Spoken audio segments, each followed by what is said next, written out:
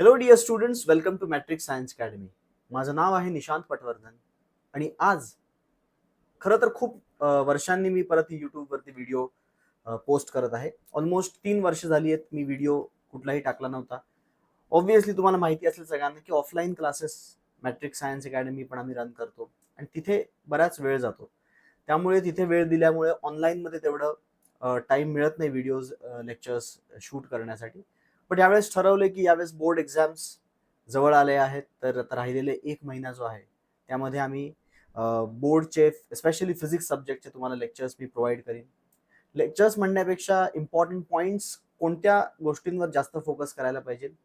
HSC मध्ये maximum score आणायचा असेल तर, जर तुम्ही जेईची प्रिपरेशन करत असाल, नीटची प्रिपरेशन करत असाल किंवा इव्हन सीईटीची प्रिपरेशन करत असाल, तर तुम्ही एक्झॅक्टली असं काय केलं पाहिजे सो दॅट तुमचं लक्ष जेई, नीट आणि सीईटी कडे असताना स्टेट बोर्डचाही अभ्यास तितकाच झाला पाहिजे. सो ते सगळं आपण आता डिस्कस करणार आहे. आजचा मेन व्हिडिओचा जो फोकस आहे तो हाच आहे की आपल्याला पेपर पॅटर्न समजून घ्यायचा आहे की नक्की स्टेट बोर्डचा पेपर कसा बनतो आणि तो पॅटर्न जर आपल्याला समजला तर आपल्याला आपले स्ट्रेंथ्स आणि विकनेसेस ओळखून त्या त्या गोष्टींवर फोकस करता येईल. जसं की आपण स्टार्ट करूयात. अज्युम करूयात आपण, असं मी कन्सिडर करतो की 2 प्रकारचे स्टुडंट्स असतात. एक स्टुडंट असा आहे की ज्याचं जेईचं प्रिपरेशन खूप चांगलं चालू आहे किंवा सीईटीचं प्रिपरेशन खूप चांगलं चालू आहे. आणि चांगलं चालू आहे याचा अर्थ त्याला फिजिक्समध्ये खूप चांगला स्कोर येतोय. आणि तो तेव्हाच शक्य आहे जेव्हा तो न्यूमेरिकल्स चांगल्या पद्धतीने सॉल्व्ह करू शकतोय. म्हणजे एक स्टुडंट जो ए स्टुडंट आहे, से लेटस से, तर त्याचा जो स्ट्रॉंग पॉइंट आहे तो न्यूमेरिकल. त्याची भीती अशी आहे की त्याला फिजिक्सच्या पेपरमध्ये काय लिहायचं थिअरी, ह्याच्यामध्ये त्याला खूप भीती वाटते. वेरॅज दुसरा एक स्टुडंट असा आहे, स्टुडंट बी, ज्याची भीती दुसरी आहे. त्याला न्यूमेरिकल्स मध्ये इश्यू येतोय. त्याला न्यूमेरिकलची भीती वाटते, कोणता फॉर्म्युला कुठे वापरायचा, कॅल्क्युलेशन्स मध्ये मिस्टेक करतोय. पण थिअरीमध्ये कम्फर्टेबल आहे. त्याला असं वाटतं की मी गोष्टी पाठ करून डेरिव्हेशन्स लर्न करीन किंवा थिअरी क्वेश्चन्स 21 मोस्ट लाईकली मधनं लर्न करून मी क्वेश्चन्स लर्न करून एक्झाम मध्ये लिहू शकतो. बट न्यूमेरिकलची भीती आहे, असा दुसरा स्टुडंट आहे. सो या दोन्ही स्टुडंटसाठी, जर तुम्ही ए टाईपचे असाल तर टाईप ए साठी किंवा बी टाईपचे असेल तर टाईप बी साठी हा व्हिडिओ तुमच्यासाठी आहे की कोणी कोणत्या टॉपिकवर किंवा कोणत्या पॉइंट्सवर जास्त फोकस केलं पाहिजे. So let us understand the pattern first, की एक्झॅक्टली पॅटर्न कसा आहे. तुम्हाला सगळ्यांना माहिती आहे की स्टेट बोर्डचा पॅटर्न जो आहे तो पूर्ण फिजिक्सचा पेपर, जो की 70 मार्क्सचा असतो, विथ ऑप्शन तो 98 मार्क्सचा असतो. सो 98 मार्क्सचा पेपर, त्याच्यातनं 70 मार्क्सचा आपल्याला कंपल्सरी लिहायचं असतं. So 70 marks plus 30 marks internal, असे 100 मार्क होतात. सो हे जे 98 मार्क्स आहेत ते 4 पार्ट्स मध्ये डिवायडेड आहेत. Section A, section B, section C and section D. तर या section A B C D मध्ये जो पहिला सेक्शन आहे, जो सेक्शन ए म्हणूयात आपण त्याला, फर्स्ट सेक्शन म्हणतात त्याला सेक्शन ए, त्यामध्ये 10 मल्टिपल चॉईस क्वेश्चन्स असतात. आता ऑब्व्हियसली जो स्टुडंट ए आहे त्याचं तर जेईच्या लेवलचे प्रिपरेशन झालेलं आहे किंवा सीईटी लेवलचं फिजिक्स जमत असताना, तर हे 10 MCQ म्हणावे तितके टफ नसतात. जेवढे जेईला आणि सीईटीला टफ क्वेश्चन्स येतात तेवढे टफ नसतात. आणि व्हेरी शॉर्ट आन्सर जे आहेत, वन लाईनर ज्याला म्हणतो आपण, एका लाईन मध्ये आन्सर लिहायचं असतं, 1-2 लाईन मध्ये शॉर्ट मध्ये आन्सर लिहायचं असतं. हे प्रश्न पण खूप असे डिफिकल्ट नसतात. सो आपण असं अज्युम करू की ह्याच्यामध्ये असं खूप लिहायचं नाही की पाठ करून जाण्यासारखं नाही. ह्याच्यामध्ये युनिट्स विचारतील, एखादा डेफिनेशन विचारलं जाईल वन लाईनर मध्ये.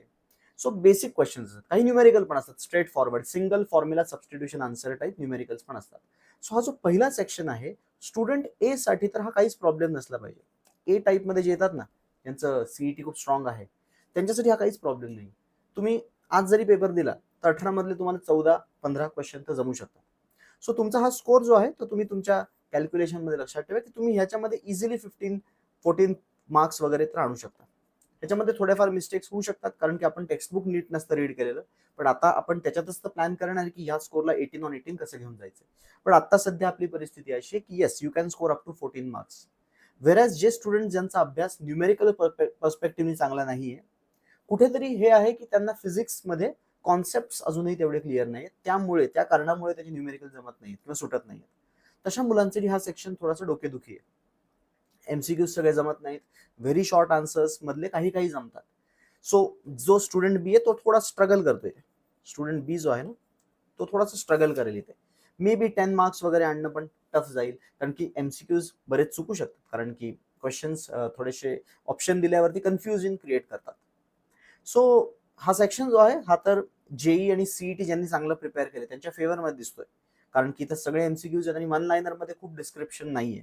But as you go in to section B and section C, इथे तुम्हाला समजेल की ॲडव्हान्टेज मिळतोय ज्यांनी थिअरी जास्त केली आहे किंवा ज्याला थिअरीमध्ये कॉन्फिडन्स आहे. आता बघा, once you enter section B आणि सेक्शन सी, दोन्ही सेक्शन सेम आहेत. इथे कसं आहे की you have to attempt any 8 attempt करायचे 12 प्रश्नांमधनं. सो 12 प्रश्न समोर असतात, 8च अटेम्प्ट करायचे असतात. 8 पेक्षा जास्त करू शकतो तुम्ही, पण 8 तरी मिनिमम करा. या 8 प्रश्नांमध्ये तुम्ही जर बघाल 12 प्रश्नांमध्ये टोटल 7 प्रश्न थिअरी आहेत, 7 क्वेश्चन्स हे थिअरॉटिकल आहेत आणि 5 प्रश्न न्यूमेरिकल्स आहेत, 5 न्यूमेरिकल्स, असे 12 प्रश्न बनतात. सो 7+5. ज्या मुलांनी, ज्या मुलींनी, ज्या स्टुडंटनी जेईचं प्रिपरेशन चांगलं केलं आहे किंवा एमसीक्यू ओरिएंटेड प्रिपरेशन चांगलं केलं आहे, त्यांच्यासाठी हे न्यूमेरिकल्स खूप अवघड नाहीत.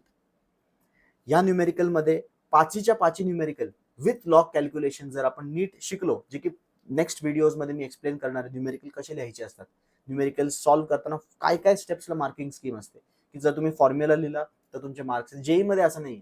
आपण जेई किंवा सीईटी मध्ये काय करतो, क्वेश्चन वाचला, फॉर्म्युला लिहितो, डायरेक्टली फॉर्म्युला लिहित पण नाही, कधी कधी डायरेक्टली सबस्टिट्यूशन चालू करतो, पटपट सिम्प्लिफाय करतो, अप्रॉक्सिमेशनने आन्सर काढतो. 4 ऑप्शन मधलं जर आपल्याला माहिती की सगळ्यांचे पॉवर्स वेगळे आहेत, नंबर सेम आहेत, आपण पॉवरशी डील करतो.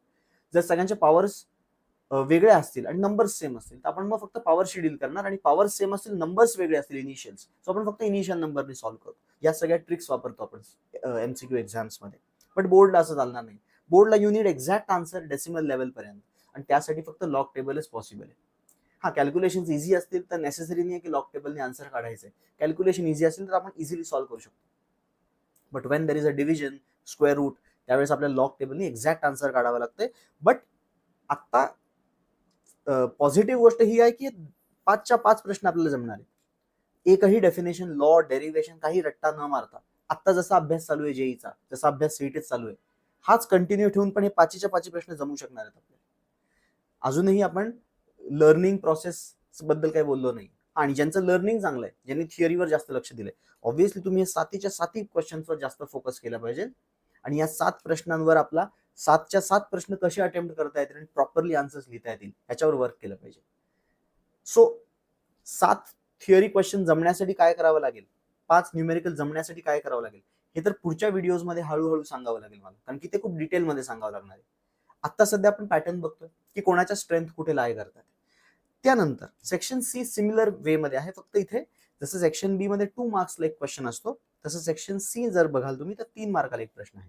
त्यामुळे इथे पण 7 प्रश्न थिअरॉटिकल आहेत, 5 प्रश्न न्यूमेरिकल आहेत. इथेही ज्यांनी थिअरी चांगली केली आहे त्यांना ॲडव्हान्टेज आहे, 21 मार्क्सचा अटेम्प्ट चांगला करता येणार आहे. व्हेरॅज ज्यांनी फक्त एमसीक्यू ओरिएंटेड अभ्यास केलाय, न्यूमेरिकलमध्ये भीती वाटत नाहीये, हे तुम्ही 5 न्यूमेरिकल चांगल्या पद्धतीने अटेम्प्ट करू शकणार आहात. सो हे 5 न्यूमेरिकल 3 मार्कला ईच आहे. सो इथे आपण 15 मार्क्स आणू शकतो without learning a single definition, law, derivation, anything. बरं, तुम्हाला मी जर म्हणतो की you don't have to learn anything, याचा अर्थ असा नाही की तुम्हाला येत नाही येते. जर तुम्ही एमसीक्यू मध्ये चांगला स्कोर करता, याचा अर्थ तुम्हाला गोष्टी माहिती आहेत, फक्त लिहिण्याची प्रॅक्टिस नाहीये, किंवा एक्झॅक्टली काय लिहायचं, टेक्स्टबुक लँग्वेज काही माहित नाही. सो काही ना काही ते लिहू शकणार आहे आपण थिअरॉटिकली, बट आता अज्युम करू की थिअरी अटेम्प्टच नाही करणार आपण फक्त 5 न्यूमेरिकल अटेम्प्ट केले तर 15 इथे होतात. मागच्या सेक्शन मध्ये पण फक्त 5 न्यूमेरिकल अटेम्प्ट केले तर 10 होतात. 10 आणि 15 25, आणि हे 14 मार्क. असे आता आपण कुठेतरी पोहोचलो आहे 39 मार्क्सला मला वाटतंय, बरोबर ना. 10 + 15, 10 + 15 is 25, 25 प्लस हे 14 मार्क्स पकडूयात आपण. So the score goes to 29 marks पर्यंत आपण पोहोचलोय. आणि आता सेक्शन डी मध्ये 5 प्रश्न असणार. You have to attempt any 3 attempt करायचे आउट ऑफ 5. हे 5 प्रश्नाचं नेचर बघा. पहिले 2 तर डायरेक्टली मोठे मोठे थिअरी क्वेश्चन्स आहेत, huge derivations. Derive expression for pressure of gas, kinetic theory of gases मधलं प्रेशर डेरिव्हेशन, मोठं असा प्रश्न येऊ शकतो. किंवा state and derive parallel axis theorem, किंवा define simple pendulum and obtain the expression time period. मोठे मोठे प्रश्न येतात. हे दोन्ही प्रश्न जर आपण थिअरीवर फोकस नाही करत आहे तर आपला एम तो नाहीये. पण आपण या पुढच्या 3 प्रश्नांमध्ये 4 मार्काचा जरी प्रश्न असेल पण तो ब्रेक असतो. 2 मार्काचा न्यूमेरिकल, 2 मार्काचा थिअरी, असा ब्रेक झालेला असतो. त्यामुळे आपण फक्त न्यूमेरिकलवर जरी फोकस केला तरी आपण 6 मार्क्स इथे अटेम्प्ट करू शकतो. आणि सिन्स न्यूमेरिकल्स आपला स्ट्रॉंग पॉईंट आहे, सो आपल्याला 6 मार्क इथे जमू शकतात. वेरॅज ज्यांची थिअरी स्ट्रॉंग आहे आपल्यासाठी हे 1, 2 आणि ह्याच्यातला कुठला तरी एक जो जमतो इझिली किंवा तो जो ज्याचा न्यूमेरिकल आपल्याला थोडासा येतोय असा एखादा क्वेश्चन आपण अटेम्प्ट करू शकतो. सो ज्यांची थिअरी स्ट्रॉंग आहे त्यांच्यासाठी ऑब्व्हियसली जास्त स्कोप आहे स्कोर करण्यासाठी, बट ज्यांनी अजूनही ज्यांना जेईवर सीईटीवर फोकस करायचा आहे आणि एमसीक्यू वर फोकस करायचं आहे, तुम्ही लक्षात घ्या की ह्या पॅटर्ननी जर आपण रन केलं, ह्या पॅटर्ननी जर आपण अभ्यास केला तर आपल्याला किती मार्क्स अटेम्प्ट करता येतोय.